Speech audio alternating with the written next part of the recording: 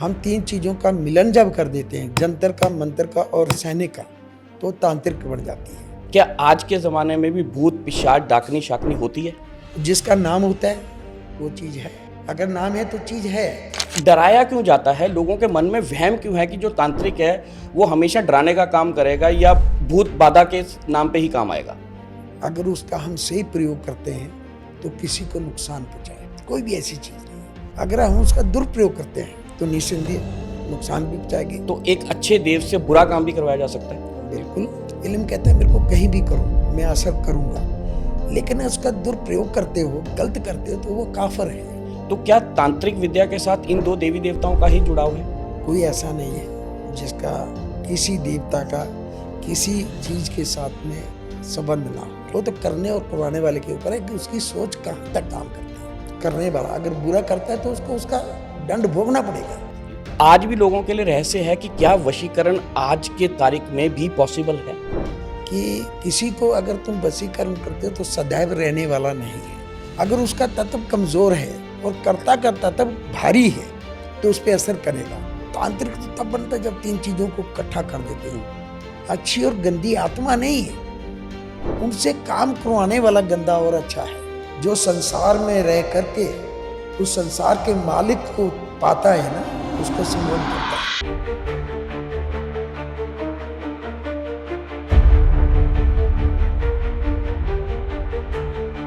नमस्कार दोस्तों, आप देख रहे हैं मंथन चैनल।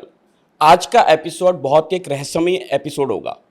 हमारे सनातन में बहुत सारी पूजा विद्याओं का उनके बारे में ग्रंथों में लिखा भी गया है, कहा भी गया है और उनके बारे में हमेशा बात भी होती है। लेकिन एक जो चीज़ है जिसके बारे में हमेशा से रहस्यमय बना हुआ है, लोग उसको हमेशा रहस्य की नज़र से देखते हैं, वो है तंत्र और मंत्र की विद्या।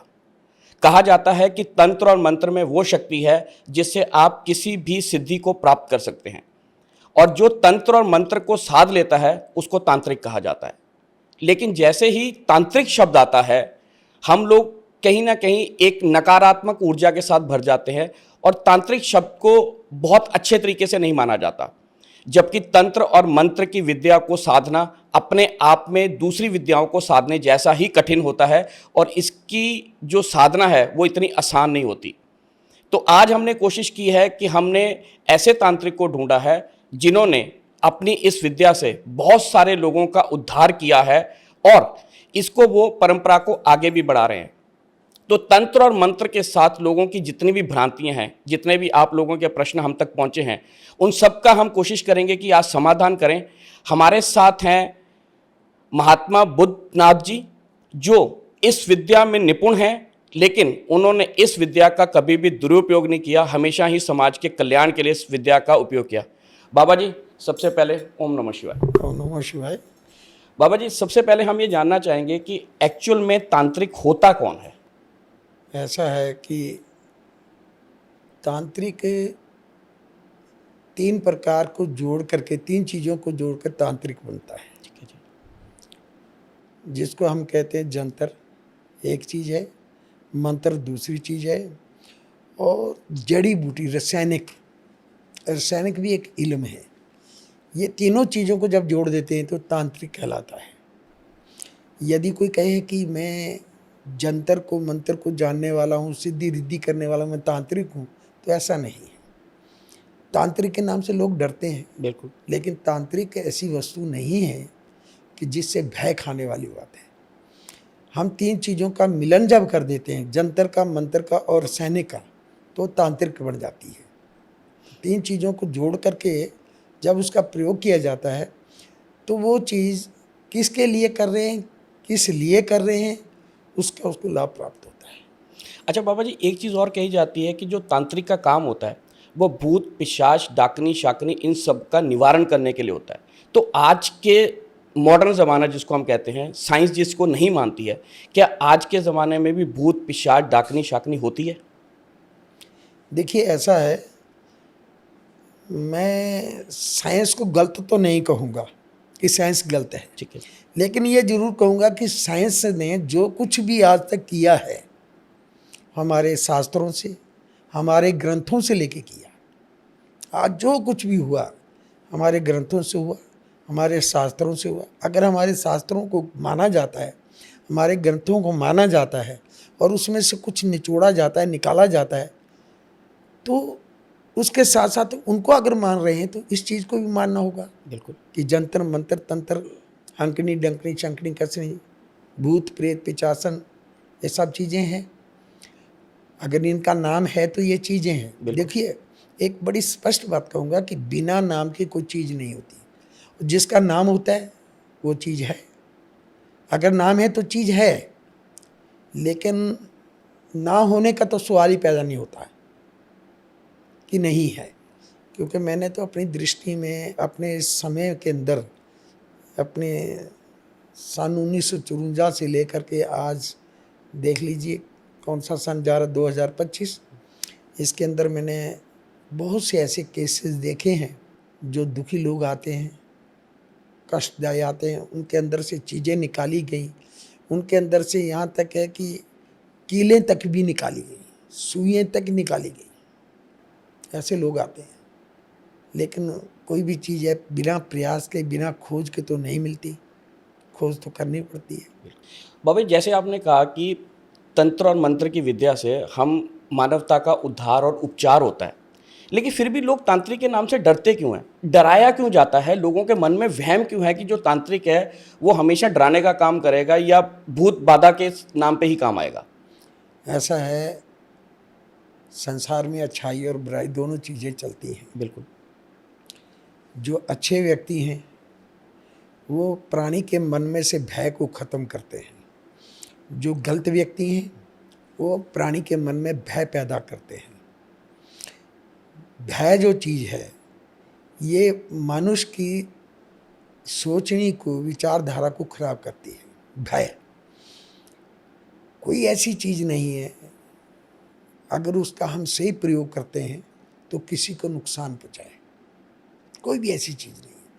अगर हम उसका दुरुपयोग करते हैं तो निस्संदेह नुकसान भी पहुँचाएगी। एक मैं उदाहरण देता हूँ छोटा सा आपको। आप को मैं अधिक प्रेम करता हूँ, आप मेरे से अधिक प्रेम करते हो, और प्रेम यहाँ तक हो गया, यहाँ तक बढ़ गया कि एक पात्र में हम दो खा पी रहे हैं। कोई झूठ नहीं, कोई सूच नहीं, खा रहे हैं। प्रेम अधिक हो गया। मैं जो चाहता हूँ वो आप कर देते हैं, जो आप चाहते हो मैं कर देता हूँ। मेरी अच्छी सोचनी है उसको भी आप देख रहे हैं, बुरी है उसको भी आप सोच रहे हैं, लेकिन प्रेम इतना हो गया कि आप मेरे बुरे को भी अपने प्रेम के आगे तुच्छ मानते हो। भूल जाते हो कि कोई बात नहीं, बुरा मैंने साथ देना है, क्योंकि प्रेम हो गया।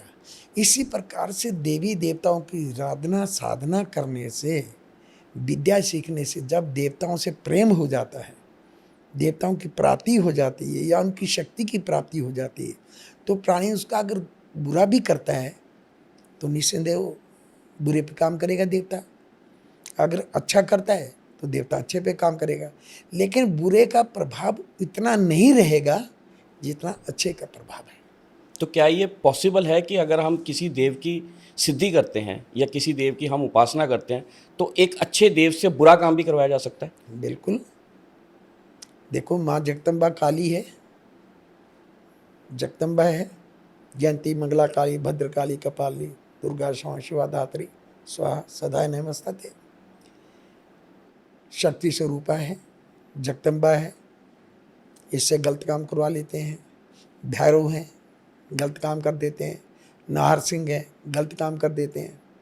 एक पहाड़ों के प्रसिद्ध देवता हुए महाबली सिंह चानो, पहाड़ों के देवता हैं महाबली सिंह चानो, न्यायाधीश हैं, ये भी गलत काम कर देते हैं।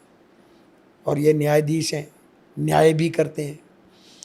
सबसे बड़ी बात है कि हनुमान, वीर बजरंगबली, इनके नाम से एक तांत्रिक विद्या है, मतलब विद्या कहूँगा मैं, तांत्रिक तो नहीं कहूँगा उसको, इलम है, उसको कहते हैं हनुमान बकरार इलम। हनुमान बकरार इलम। उस विद्या का प्रयोग करने से मनुष्य की टांग पे असर किया तो टांग खराब हो जाएगी, नेत्रों पे नेत्र खराब हो जाएंगे, माइंड पे किया तो माइंड खराब हो जाएगा, दिमाग पे किया तो दिमाग खराब हो जाएगा। यानी जिस अंग पे आप प्रहार करते हो वो अंग नष्ट हो जाएगा। तो हनुमान बकरार इलम कहते हैं उसको, वो भी करते हैं। मैंने आपको एक बात कही, जब जहाँ प्रेम का काब आ जाता है, प्रेम का संबंध आ जाता है, वहाँ देवता हो या नर हो या असुर हो, ये देखते हैं कि मेरा प्रेम है, इसने मेरे पे अपना आप निछावर किया है, इसने मेरे को पाया है, मैंने इसकी सेवा को स्वीकार किया है, इसकी बात को मेरे को मानना है, वो मानेगा। लेकिन हमारा जो इल्म है, जंत्र मंत्र तंत्र विद्या जो है, ये कहती क्या है, इल्म के मेरा हक है जो करे सो काफिर है। इल्म कहता है मेरे को कहीं भी करो मैं असर करूँगा, लेकिन उसका दुरुपयोग करते हो, गलत करते हो, तो वो काफिर है। काफिर का मतलब ना उसका कोई गुर पीर है, ना कोई उसकी मान मर्यादा है, वो काफिर है। तो जो समझदार लोग हैं, जो गुर पीर वाले लोग हैं, जो अच्छी प्रवृत्ति के लोग हैं, वो अपने आप को काफिर नहीं बनने की चेष्टा करेंगे, वो बुरा प्रयोग नहीं करेंगे। अच्छा, इसमें आपने अभी जैसे बात की माँ काली की, कहा जाता है कि जितने भी तांत्रिक होते हैं वो माँ काली की और भैरवनाथ की, इसकी सबसे ज़्यादा तपस्या करते हैं, सबसे ज़्यादा उपासना करते हैं। तो क्या तांत्रिक विद्या के साथ इन दो देवी देवताओं का ही जुड़ाव है? नहीं, सबका है, सबका है। कोई ऐसा नहीं है जिसका किसी देवता का किसी चीज़ के साथ में संबंध ना हो। मैं फिर आपको धरा देता हूँ, सुई ले लें, वो कपड़ा सीने का काम भी करती है, और उसको चुभा दें तो दर्द देने का काम भी करती है, वो पीड़ा भी देती है, वो रक्त भी बहाती है। और उसी सुई से कपड़ा सिया जाता है, और उसी कपड़े से रक्त को पूंछ दो तो रक्त बंद हो जाता है। कोई भी देवता है, सब काम का। चाकू है, वो सब्जी भी काटेगा, शरीर भी काट देगा। कैंची है, वो कपड़ा भी काट देगी, शरीर भी काट देगा। कोई भी देवता ले लो, सब काम करते हैं, अच्छा भी करते हैं, बुरा भी करते हैं, उसमें देवता का कसूर नहीं है। देवता तो प्रेम जाल में बंधा हुआ है, करने और करवाने वाले के ऊपर। वो तो करने और करवाने वाले के ऊपर है कि उसकी सोच कहाँ तक काम करती है। देखिए, हमारे बृहद इंद्रजाल में जो कि जंतर मंत्र तंत्र का एक ग्रंथ है, उसमें माता पार्वती भगवान शिव से पूछती है, देवादिदेव आपने ये जंतर मंत्र तंत्र क्यों बना दिए?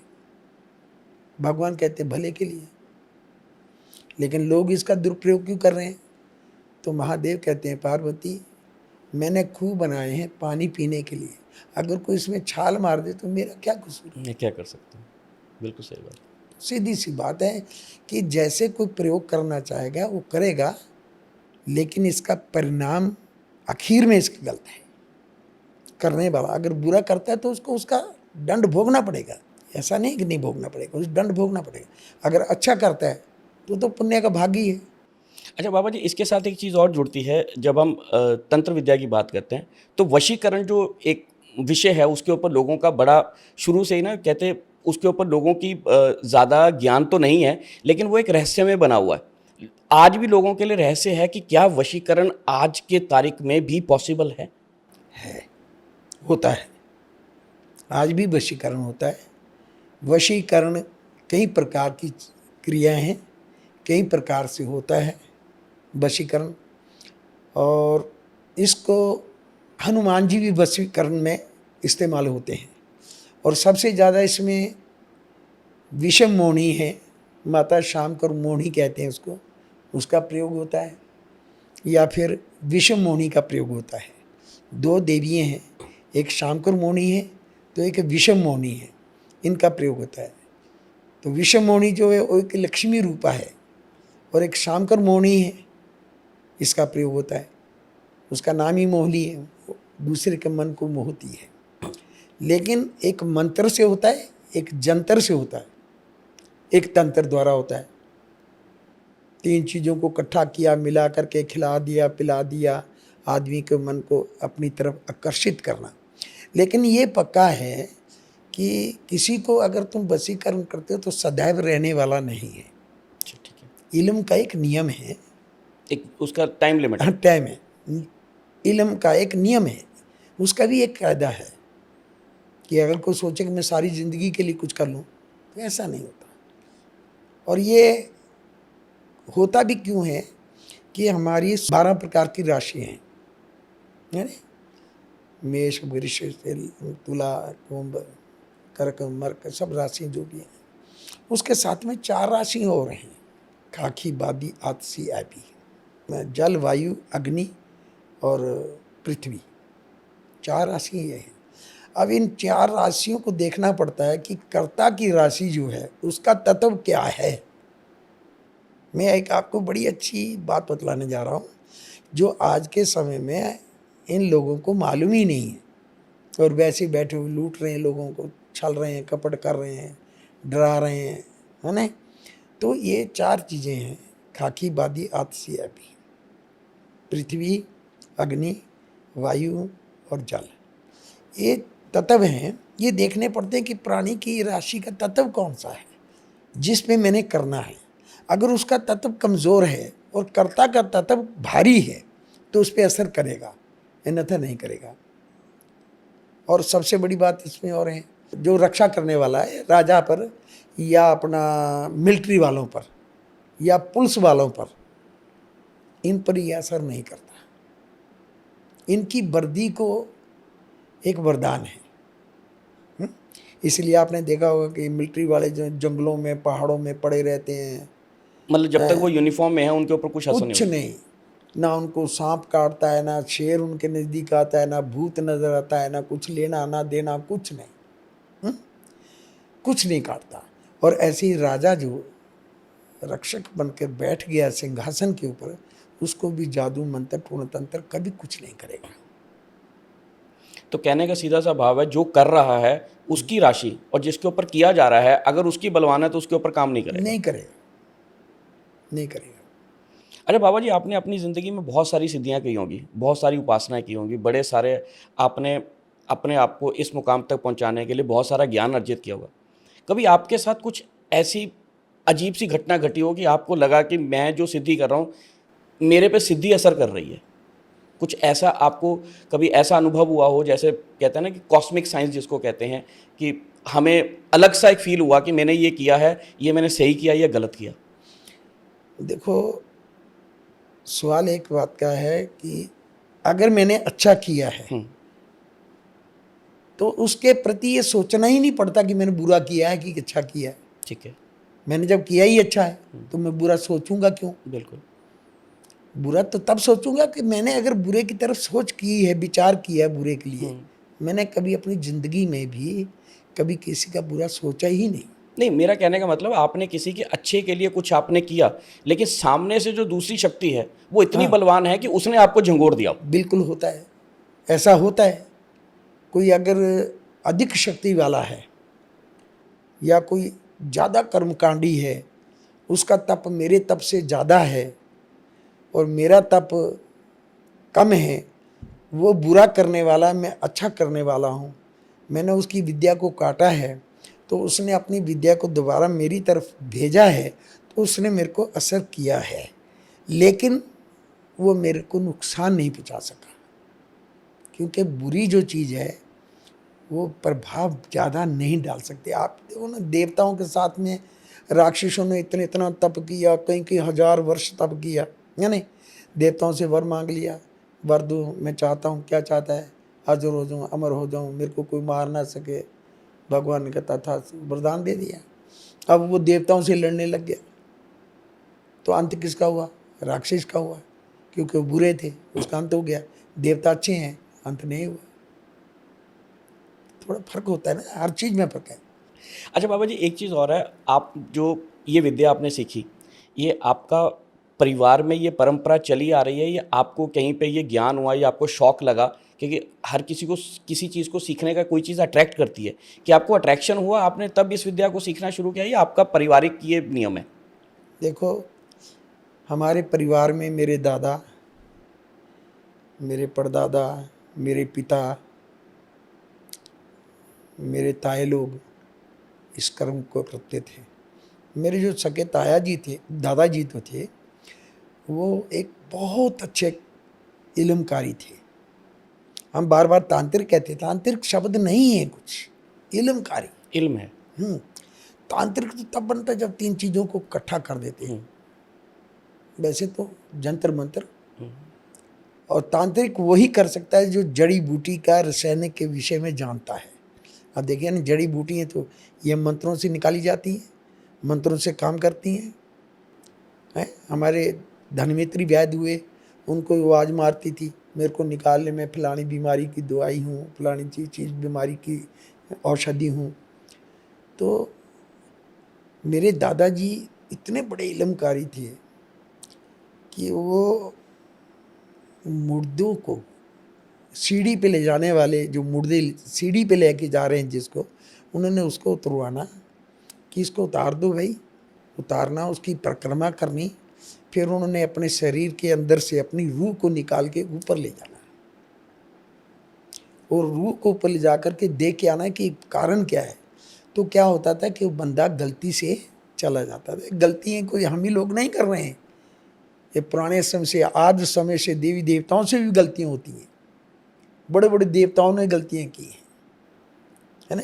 और सारे हमारे देवों के देव महादेव भगवान सदाशिव में गलतियाँ तो उनसे भी बहुत हुई हैं। उन्होंने तो भस्मासुर को वर दे दिया कि जिसके सिर पे हाथ रखो वो भस्म हो जाए।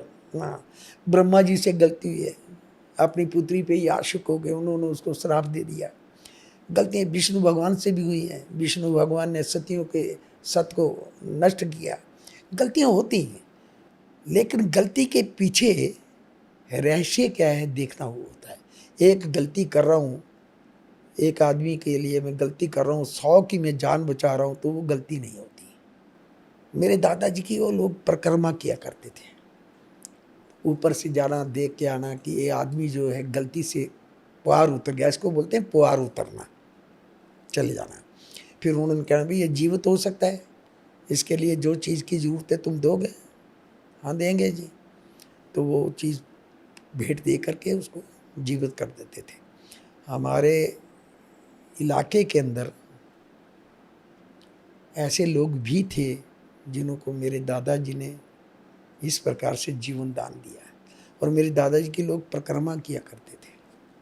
हमारे खानदानी है, दया का कर्म करना, दया धर्म करना, परोपकार करना, अच्छाई के लिए करना, बुराई के लिए नहीं करना। हमारे महाराजा बिलासपुर के राजा हैं, उन्होंने मेरे दादाजी को आधा राज दान दिया था, अधराजिया कहते थे, वो भी इल्म के पीछे ही प्राप्त हुआ था। तो उन्होंने उनको कसम दे दी थी, वचन ले लिया था कि तुम किसी का बुरा नहीं करोगे, और किसी ने किसी पे कुछ किया तो उसका नाम नहीं लोगे। ऐसे मेरे गुरुदेव हुए हैं, परम पूजनीय मेरे गुरुदेव ने मेरे से वचन ले लिया कि बेटा तू कुछ भी कर, लेकिन किसी का नाम नहीं लेगा और किसी का बुरा नहीं करेगा। ये 2 वचन मेरे को दे दिए, हमने दे दिए। मुझे बुरा करने से लेना क्या है? बुरे में मेरे को यश नहीं मिलेगा, अच्छा करूँगा उसमें मेरे को यश मिलेगा, कीर्ति मिलेगी, भगवान के घर में मेरा जीवन सुखी रहेगा। तो अच्छा करना ये हमारा धर्म है, हमारे खानदान में है।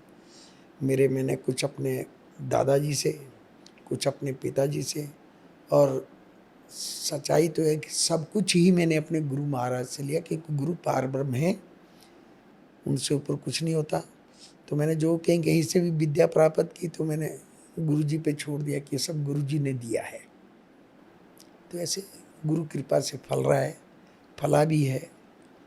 अच्छा बाबा जी, अभी आपने जैसे दादाजी की बात बताई, आपने आत्मा की बात बताई, या कुछ लोग ऐसे हैं जो गलती से जिनकी मौत हो जाती है, जिनको कहा जाता है कि उनकी आत्मा भटकती रहती है।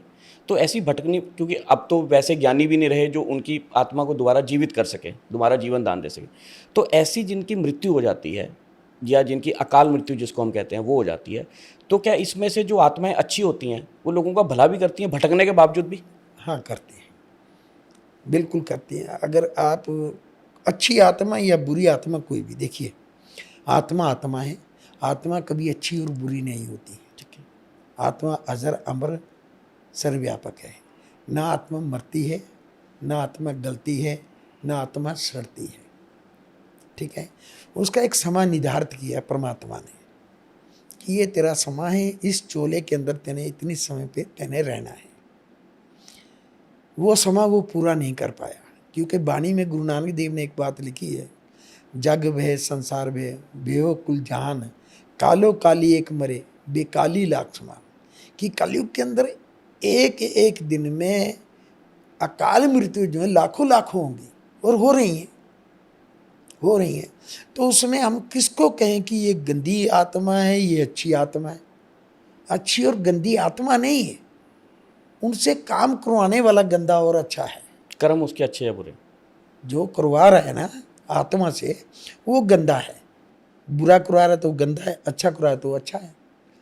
आत्मा भी काम करती है, अच्छा करती है।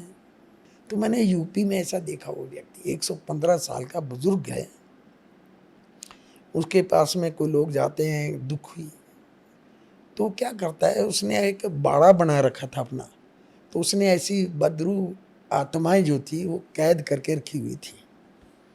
तो उनको बोलता है कि ठीक है, मेरे 2 आदमी तुम्हारे साथ जाएंगे, तुमने उनसे बात नहीं करनी है, जिधर जिधर वो जाएंगे उधर उधर तुम चले जाना। तो वो पूजा देता है, तो 2 आदमी आते हैं, उनके हाथ में ऐसे दीपक जगे हुए हैं, और वो चलना शुरू कर देते हैं, और जिस आदमी को दुख है वो उसके साथ साथ जा रहा है। तो शिवा में जाते हैं, शमशान घाट में, तो उनको ऐसे संकेत करता है, वो आदमी रुक जाता है, वो अंदर जाते हैं, वहाँ से वो जो भी औषधि लानी है लाते हैं और उसको देते हैं, वो वापस आ जाते हैं। जहाँ से उनका अपना रास्ता है वो अपने रास्ते पड़ जाते हैं, तो वो आदमी अपने घर की तरफ चला जाता है, आदमी ठीक हो जाता है। तो आत्मा से काम करवाने का एक थ्योरी है, ढंग है, कैसे करवाना कैसे नहीं। देखिए, समय के अनुकूल समय परिवर्तन करता है, समय परिवर्तन करता है। हम जब चंडीगढ़ में आए थे तो चंडीगढ़ के अंदर भी छल पड़ा करते थे, छल पड़ते थे चंडीगढ़ के अंदर भी, बड़े बड़े छल पड़ते थे। लेकिन जैसे जैसे बस्ती बस्ती चली गई, वो पढ़ना बंद हो गए। कारण क्या है कि पहले जितने शमशान घाट थे उनमें लोगों को ले गए और जला दिया, फूंक दिया, अस्थियाँ उठाई ना उठाई, गति करवाई ना करवाई। लेकिन आज के समय में हमारे भारतवर्ष के अंदर तकरीबन लगभग जितने शमशान घाट हैं 4 दीवारी के अंदर हैं, ब्राह्मण रखे हुए हैं, ब्राह्मण उस शरीर को जलाते हैं, मंत्रों द्वारा उसको जलाया जाता है, दोनों साइडों में कीलें गाड़ी जाती हैं लोहे की, उसको एक किस्म का किलंतर किया जाता है, कीला जाता है। वो आत्मा भटकेगी नहीं। आत्मा जो है, इसको जितनी देर इसकी आयु पूरी नहीं होती, आयु भगवान के घर से आती है लिखकर, श्वासों की गिनती है, जितने हमारे श्वास बढ़ते जाएंगे आयु हमारी उतनी बढ़ेगी। ये भगवान की कृपा से उसने नियम ही एक बना रखा है। अगर उससे पहले कुछ होता है, जैसे फांसी लगा ली, मृत्यु से पहले अग्नि में जल गया, पानी में डूब गया, जहर खा लिया, गोली से मर गया, एक्सीडेंट से मर गया, ये अकाल मृत्यु है, अकाल मृत्यु है। और जो काल की मृत्यु है, वो कहते काल की मृत्यु तो एक आदि होगी, वो चलता फिरता खाता पीता बड़े आराम से बैठा बैठा हरिओम करके प्राण छोड़ देता है, वो काल की मृत्यु है। बेकाली मृत्यु है, समय पूरा हो गया, ये आत्मा रूपी जो निकली हुई है, भटक रही है, इसको दूसरा चोला मिल जाएगा, वो अपने चोले में विराजमान हो जाएगी। तो कुछ ऐसी आत्मा हैं, उनका अगर किसी ने दुरुपयोग किया हुआ, कहीं पूजा दे रखी है, कि उनको ला के बिठाया हुआ है, और वहाँ जाके हम कोई विष्ठा कर रहे हैं, कोई मूत्र कर रहे हैं, तो वो अचानक चक ऐसी गलती कर देने से फिर वो पकड़ करती है, ऐसे नहीं। तो इसको तपस्या को आप जंतर कहो, मंत्र कहो, तंत्र कहो, कुछ भी कहो, इल्म कहो, परंतु जो भी है परमात्मा की कृपा, परमात्मा की देन है। परमात्मा की कृपा जिस पर है वो अच्छा कर्म कर रहा है। जब तक उसकी कृपा अच्छा हो रहा है, जिस दिन उसके विचार बदल जाएंगे और परमात्मा की दृष्टि हट जाएगी, उसके हाथ से अच्छा होना भी बंद हो जाएगा। अच्छा बाबा जी, अमूमन ये कहा जाता है कि पहले समय में लोग किसी भी सिद्धि को प्राप्त करने के लिए या किसी भी तपस्या को करने के लिए वो अपना घर गृहस्थ सब छोड़ के चले जाते थे, जंगलों में जाके वास करते थे। आपने संसारिक जीवन भी पूरा जिया है और साथ में आपने ये सब सिद्धियां भी प्राप्त की हैं, तो संसारिक जीवन में रहकर भी इन सब चीज़ों के ऊपर ध्यान लगाया जा सकता है? आपने एक बात सुनी होगी कि गृहस्थ की तपस्या सबसे ज़्यादा बड़ी तपस्या है। जी। जो घर गृहस्थ को छोड़कर चले जाते हैं वो तांत्रिक नहीं, वो इल्मकारी नहीं होते महाराज, वो कमज़ोर लोग होते हैं। उनके अंदर परिवार को पालने की क्षमता नहीं होती, शक्ति नहीं होती उनमें, समझे ना जी। और भगवान कहता है कि जो इस माया जाल में गुंदा हुआ, इससे थोड़ी देर के लिए बाहर निकल के मेरा सिमरन करता है, वही मुझे पा सकता है। सही बात। तो इसलिए गृहस्थी में हर चीज़ को पा लेना, हर चीज़ को प्राप्त कर लेना ये सबसे ज़्यादा आसान है। क्योंकि मैंने उस माया जाल को थोड़ी देर के लिए त्यागना है, परमात्मा के सिमरन में लगना है। परमात्मा ने देखना है कि मेरे इस बालक ने, मेरे सेवक ने 10 काम छोड़कर मेरी तरफ आया, पहले मैं इसका ध्यान करूं। जो भक्त लोग हुए, रविदास हुए, वाल्मीकि हुए, पलटू साहब हुए, दादा स्वामी हुए, पीपा स्वामी हुए, हैं, नरसिंह भक्त हुए, प्रहलाद हुआ, ध्रुव हुआ, मीरा हुई, पूर्ण हुआ, धन्ना हुआ, इनको सबको परमात्मा मिला। इन्होंने परमात्मा को देखा है, परमात्मा ने इनके हाथ से खाया पिया है। क्यों? वो सब गृहस्थी से। संसार में रहकर भी आप कर सकते हैं। जो संसार में रह करके उस संसार के मालिक को पाता है ना, उसको सिमरन करता है, उस पर भगवान खुश होते हैं। वो कहता है मुझको पाना चाहता है तो मेरी खुद ही से प्रेम कर। क्या है, मैं गृहस्थी छोड़ के चला जाता हूँ, माँ बाप छोड़ दिए, बहन छोड़ दी, बच्चे छोड़ दिए, पत्नी छोड़ दी, 10 आदमी घर में छोड़े जो मेरी सेवा करते थे, बाहर चला गया और बाहर जाके मैंने कुछ करना शुरू कर दिया, 200 आदमी मेरे पीछे लगा हुआ। तो मैंने कौन सी गृहस्थी छोड़ी महाराज, कौन सा संसार छोड़ दिया मैंने? जंगल में जाके बैठ गया, वहाँ पे 200 आदमी आके मेरी सेवा कर रहे, तो मैंने कौन सी तपस्या कर ली है? तपस्या तो अभी हमारे भगवान शंकर हैं। ये भूत प्रेत बनाए किसने? भगवान शंकर ने या फिर जगत गुरु गोरखनाथ ने। ठीक है, मंत्र किसने बनाए? भगवान सदाशिव ने बनाए, और सारे कलंतर हैं ये। एक बात और भी कहता हूँ मैं, इसके पीछे एक रहस्य है। भगवान शिव ने इनको कलंतर किया हुआ, कील किया हुआ है। इसका प्रयोग वही कर सकता है जो भगवान शंकर से इन मंत्रों को स्वतंत्र करवा सकता है। जैसे गायत्री है, ये भी कलंतर है, ये भी तब वरदान देती है अगर विश्वामित्र के मंत्र से इसको स्वतंत्र करा जाए, अन्यथा इसका जाप करते रहो, फल नहीं मिलता। ये जो मंत्र हैं ये भगवान शंकर के बनाए। और आपने सुना होगा कि भगवान शिव तो जब विवाह करने गए तो इनके साथ में कौन गए थे? सब भूत प्रेत ही तो गए थे। अगर वो भूत प्रेत उस समय में थे तो आज क्यों नहीं है? आज भी है, लेकिन समय ने परिवर्तन किया है थोड़ा, कुछ लुप्त हैं, कुछ शक्तियों के द्वारा पकड़े जाते हैं, अन्यथा ये सामने नहीं आ रहे हैं। क्योंकि अब सब जगह मुर्दघाट जो है 4 दीवारी में बन गए हैं मंत्रों के द्वारा इनकी।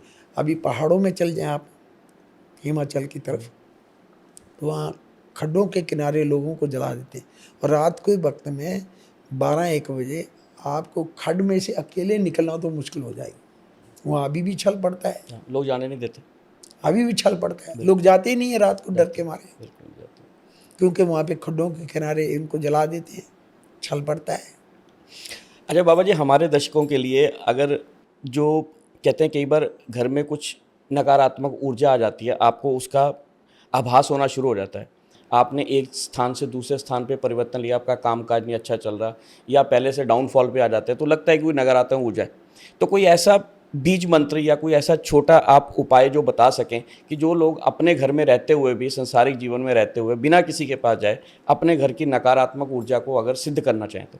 ऐसा है कि नकारात्माएं जो भी हैं, मतलब देखो नकारात्माएं नहीं होती, इसमें कई रहस्य हैं।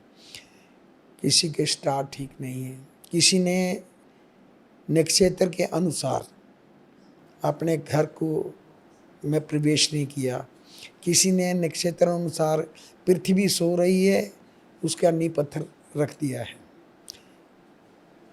राहु काल लगा हुआ है उसने अपने घर में नींव पत्थर रख दिया है, राहु काल में उसने घर में प्रवेश कर लिया, राहु काल में उसने छत डाल ली है?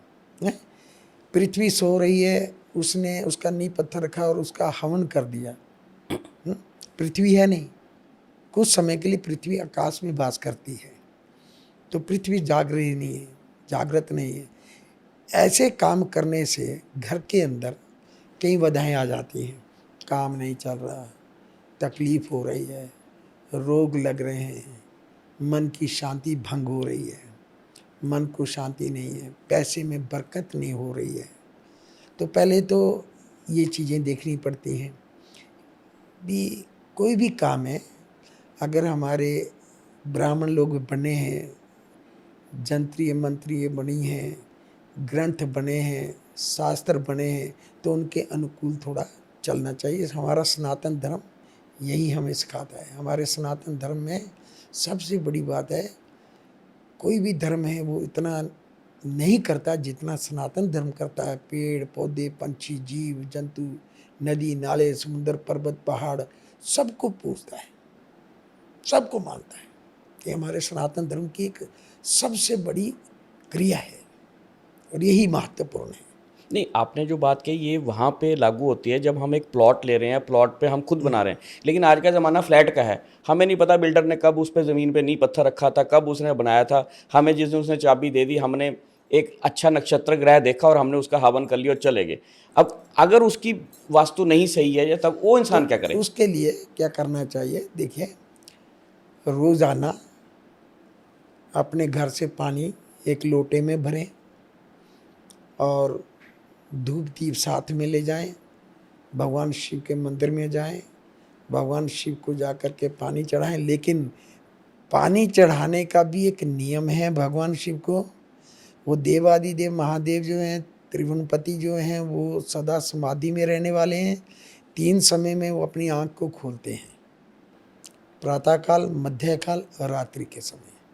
3 बार वो अपनी आँख खोलते हैं, 3 उनके स्नान होते हैं, 3 उनके श्रृंगार होते हैं। आप श्रृंगार से पहले जाओ, जल चढ़ाओ, श्रृंगार से पहले जाओ, जल चढ़ाओ, तिलक लगाओ, धूप दीप करो और उसके बाद में उनको जल जो चढ़ाया, थोड़ा सा जल वो औल में से जो निकलता है उसको घर में ले आओ, ला करके घर के अंदर उसे छींटे दो। नंबर 1। नंबर 2, ऐसा ना हो कि श्रृंगार हो गया, भगवान ने श्रृंगार कर लिया और गए, भगवान बैठे समाधि में, पानी का लोटा उनके सिर पे मारा, नहीं। तो उससे मैं कईयों से प्रश्न होता है मेरा कि मैं 20 साल से पानी दे रहा हूँ, मेरा कुछ नहीं हुआ।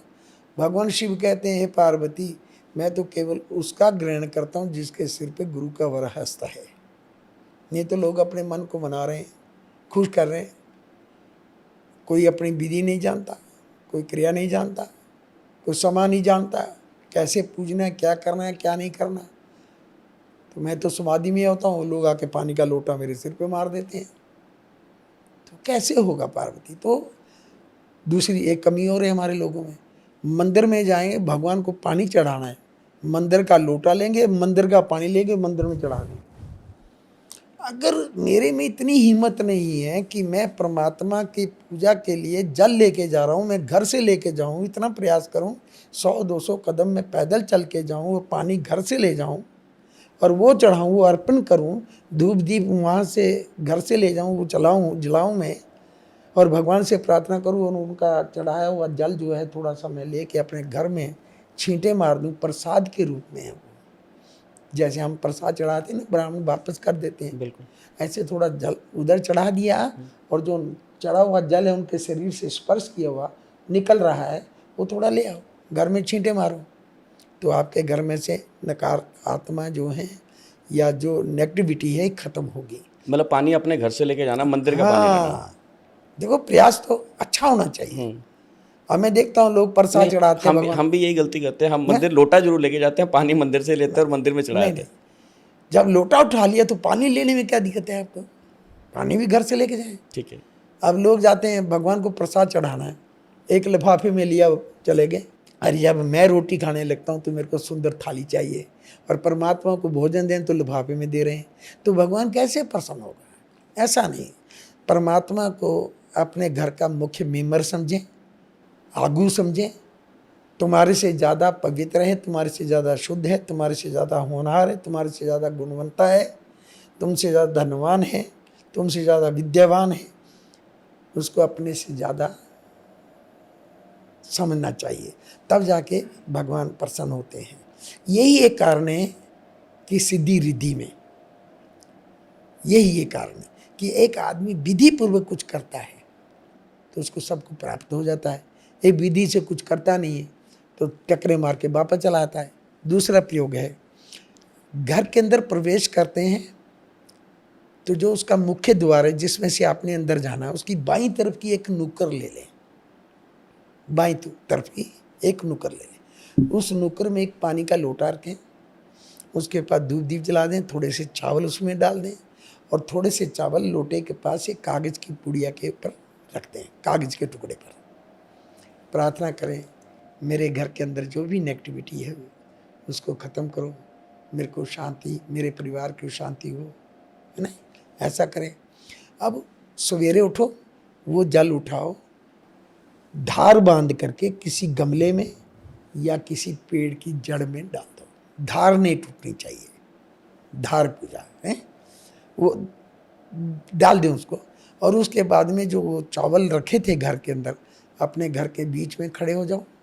बीच में खड़े होकर के कुछ चावल उसमें से पूर्व दिशा में मारो, कुछ पश्चिम में मारो, कुछ उत्तर में मारो, कुछ दक्षिण में मारो। ठीक है ना? तुम्हारे घर की नेगेटिविटी खत्म होगी। और सबसे बड़ी बात है कि वो चावल जो है उसके अंदर एक लक्ष्मी का वास है, तुम्हारे घर के अंदर लक्ष्मी का प्रवेश होगा। हमारे ना, मैंने कई बार वैसे टीवियों में भी देखा है, हमारे एक कुछ चैनल में चल रहा था कि पखंड नाम का कुछ ऐसे पाखंड है, प्रेषण पखंड ऐसा कुछ नाम था। तो उसमें पूछते हैं वो कि जी ये तुम विभूति दे देते हो, इससे क्या होता है? अगर वास्तविकता में कोई विभूति देने वाला है और विभूति के विषय में उसको ज्ञान है, और विभूति लेने वाला उसको विभूति को ठीक ढंग से प्रयोग करता है, तो दुनिया की सबसे बड़ी औषधि है महाराज। मैं एक छोटा सा मंत्र बतलाता हूँ। लोग बतलाने से डरते हैं, मैं बतलाने से डरता नहीं। तो मैं चाहता हूँ कि कोई विद्या को सीखे, सीखना चाहिए, ताकि ये विद्या मरे नहीं, लुप्त ना हो, विद्या चलती रहे। तो उसमें एक मंत्र आता है, भभूत माता भभूत पिता भभूत वीर बताली, सतकुलतानी सर्व संकट निवारणी, ब्रह्मा विष्णु की प्यारी शिव शंकर के धूने की माया। इस भभूत को शंकर ने अखंड जोर से पाया, सृष्टि की रचना की, आग लगाए धुना तपे सिमरन करे एक ओंकार उपजाए। ए भभूत चल शंकर के धुने में आए, आग लगाए धुना तपे सिमरन करे आठों ओंकार उपजाए। इस भभूत को गोरखनाथ सिद्धों में बरताए, जल मिलाए अमृत बनाए, जल पीवे सर्व सुख जीवे, जल नहावे काया कल्याण, जल का छींटा घर लगावे लक्ष्मी बस पावे। इस भभूति के अंदर कितना बल है, कितनी शक्ति है, लेकिन इसका सही प्रयोग हो। और गांव के गोबर की भभूत होनी चाहिए, या आम, बिल, बेरी, पीपल और बड़, ये 5 वृक्ष हैं फलदायी वृक्ष। इन फलदायी वृक्षों की लकड़ की भभूत हो तो ये फल देती है। अच्छा बाबा जी, अभी आपने जो विद्या की बात करी कि विद्या मरनी नहीं चाहिए, हम भी चाहते हैं कि सनातन में जितनी तरह का ज्ञान है मरना नहीं चाहिए। तो अगर किसी को ये विद्या आपसे सीखनी हो या आपके पास सीखना चाहता है, क्योंकि मैं ये देख रहा हूँ कि हम साइंस के नाम पे जितनी मर्जी तरक्की कर रहे हैं, लेकिन आज के बच्चे घूमकर फिर वापस सनातन की तरफ आ रहे हैं। यही कारण है कि आज दोबारा लोग ज्योतिषी के पास जा रहे हैं, आज लोग दोबारा मंदिर जाना शुरू हो गए, आज लोग दोबारा से शादी में पैसा चाहे कम खर्चेंगे लेकिन विधि विधान से शादियां करना शुरू कर दिए। तो अगर किसी को ये विद्या सीखनी है तो क्या आपके पास आ सकता है? हाँ, जितनी मेरे ठाकुर जी ने मेरे को दात दी है उसके अनुकूल मैं उसको क्रिया समझाऊंगा, सिखाऊंगा। सीखना चाहे तो सीखे, इसमें कोई बुराई नहीं है। विद्या को मरना नहीं चाहिए, ये तो रहनी चाहिए, और ये जीवन में हमारा भलाई करेगी, संसार का उद्धार ही करेगी। नुकसान तो किसी का नहीं है इसमें, है नहीं। इसका सही प्रयोग हो, इसका दुरुपयोग ना हो, अच्छी आत्मा से इसको किया जाए, किसी के साथ में छल कपट या पैसे के लोभ में न किया जाए, नहीं। अभी आप पूरे चंडीगढ़ के अंदर घूम जाइए और किसी से पूछिए कि महात्मा बुद्धनाथ जी ने कभी किसी से 10 रुपये की डिमांड रखी है। अगर कोई आपको बोल दे तो मैं उसकी दासगी करूँगा, कभी नहीं। कोई आपको ये बोल दे कि मंदिर के नाम से पर्ची काटी है, कभी नहीं। जो सेवक हैं हमारे, हम कभी कुछ बनाना चाहते हैं तो सेवकों को हम बोल देते हैं, जिन्होंने ज्ञान ले रखा है, ये काम करना है आप लोगों ने, तो कर देते हैं, हो जाता है। ये बहुत बड़ी संतुष्टि है। सन 1964 से लेकर आज तक हमारे मंदिर में यज्ञ हो रहा है, भंडारा हो रहा है, और 15 साल से रोजाना हो रहा है। हिंदू सनातन धर्म में ये पहला मंदिर है जहाँ पे यज्ञ भंडारे हो रहे हैं। किसी मंदिर में यज्ञ नहीं होता था। हम बसें लेके जाते थे, 2-2, 4-4, 6-6 बसें, तो जा कर के मंदिरों में कीर्तन करना, पैसा इकट्ठा करके दुकानदारों को देना कि भाई तुम यहाँ लंगर किया करो, हम तुम्हारी मदद करेंगे। बस शुरू हो गया। बस जिसने खाया वो 10, 20, 5 रुपये देता ही है, फिर चलता रहता है।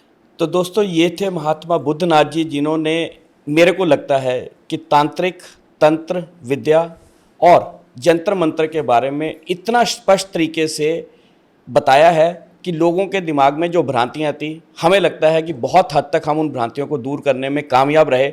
अगर आपको भी एपिसोड अच्छा लगा हो तो कमेंट ज़रूर कीजिएगा, और हमारी यही कोशिश है कि हम हमेशा इस तरह की व्यक्तित्व को लाएं जो कुछ ना कुछ ज्ञान की बात हमारे दर्शकों के सामने करके जाए। बाबा जी, आपका बहुत बहुत धन्यवाद, आपने हमें सेवा का मौका दिया और आप हमारे चैनल पे आए।